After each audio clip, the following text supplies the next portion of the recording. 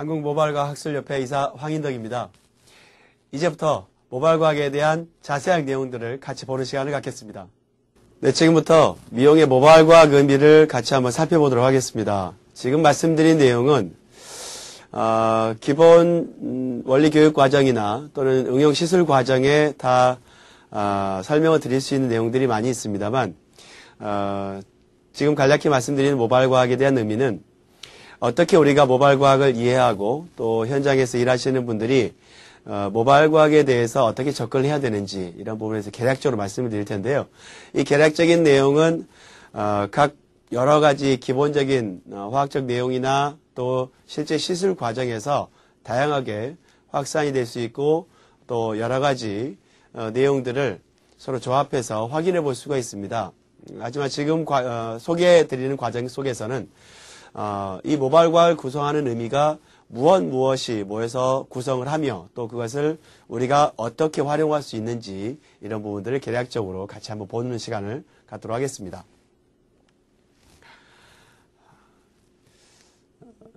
내용과 같이 모발과학이라고 하는 부분은 현재 샵에서 활용하시고 계시는 다양한 미용 기술들이 존재하고 있고요. 또 샵에서 여러 가지 내용들을 지식과 정보들을 얻으실 때 그것을 조합해서 시술에 활용하고 계십니다. 하지만 더 나아가서 우리가 미처 점검하지 못하고 또 확인하지 못했던 많은 내용들을 더 자세하고 또 왜 이런 결과가 나왔는지 그런 결과에 대한 추론 능력까지 배양시킬 수 있는 부분으로 같이 구성을 하려고 합니다.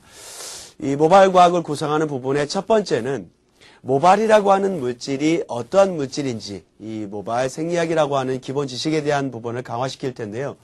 현재 미용 라이센스를 취득하시면서 얻으셨던 모발 생리학 부분이 상당히 너무 간편화된 지식으로 치우쳐 있기 때문에 이 부분을 물질의 구성 개념으로 접근을 해서 어떻게 모발이 이루어져 있고 모발이라고 하는 물질이 어떤 물질이고 어떤 화학적 특성을 갖고 있는지 또 외부로부터 작용하는 여러 가지 화학적 특성에 대해서 어떠한 능력을 나타내는 물질인지 이것을 구체적으로 나열하고 확인하는 시간을 가질 겁니다.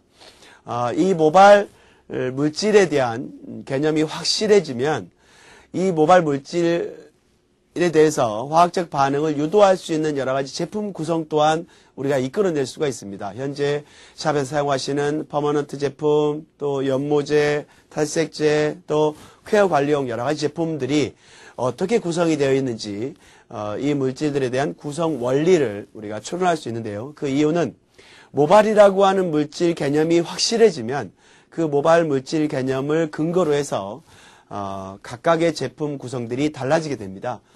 이 부분들을 같이 연계해서 모발과학을 더 강화시킬 수가 있고요. 세 번째는 이 제품에 담긴 화학적 작용력들입니다. 모발이라고 하는 물질이 어떤 화학작용을 받아들여야 이런 반응이 나오고 또 이런 반응이 나와야 이런 시술의 결과가 나오고 라고 하는 것을 우리가 알 수가 있는데요. 이럴 때 어떤 화학적 작용력들이 나타나고 이 화학적 작용력이 모발이라고 하는 물질에 대해서 어떠한 작용력으로 나타나서 모발 물질이 어떠한 손상을 입을 수 있고 또 어떤 변화가 나타날 수 있고 어떤 구조적인 변화로 인해서 모발이 어떤 데미지를 입을 수 있는지 이런 부분들을 우리가 캐치하고 이 부분들에 대해서 화학적 작용력을 얼만큼 모발 물질에 줘야 되는지 또 우리가 어떤 부분을 컨트롤해야 되는지 이런 부분들을 알 수가 있게 됩니다. 그리고 조금 더 나아가면 화학적 작용력들을 나타내는 이런 제품의 작용력들이 기구나 기계가 가지고 있는 여러 가지 특성들을 더 가미시켰을 때, 첨가시켰을 때 어떻게 모발의 변화를 더 확장시키는지 우리가 예측을 해야 됩니다. 그 이유는 현재 샵에서 사용하시는 기계나 기구가 열이나 미스트나 또 오존 같은 다양한 화학적 변화를 유발할 수 있는 다양한 요인들이 나타나고 있습니다. 이 화학적 요인을 강화시킬 수 있고 확대시킬 수 있는 이런 요인들이 첨가됐을 때 우리가 시술의 결과를 예측하기가 어려워질 수가 있습니다.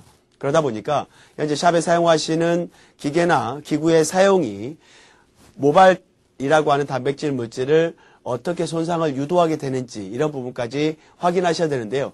이와 같은 내용들이 조합되고 병합됐을 때 우리의 예측 범위를 벗어난 여러 가지 시술 결과가 나올 수가 있습니다. 자, 이렇게 됐을 때 미용을 하시는 여러 원장님들이나 선생님들 입장에서는 이와 같은 요인들이 서로 조합되고 병합되면 어떠한 결과가 나올 수 있는지 종합적인 유출 능력이 필요합니다.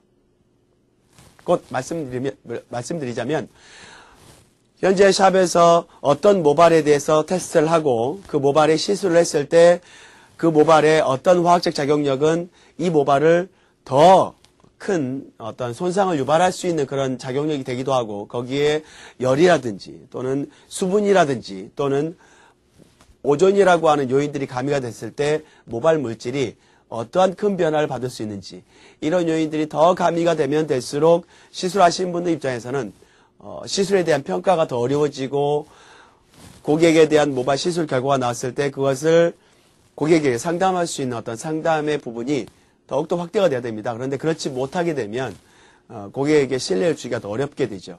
자, 그러다 보니까 모발 과학이라고 하는 부분이 이렇게 모발에 시술되어진 여러 가지 내용들이 전문화된 용어로 또는 다양한 종합적인 어떤 기본 능력의 유출을 통해서 모발에 대한 평가, 시술 이후에 이 모발이 어떻게 관리를 받아야 되고 또 시술 이후에 그 다음 시술은 무엇을 하시는 것이 좋은지 이런 다양한 결과들을 소비자에게 상담할 수가 있어야 되는데요.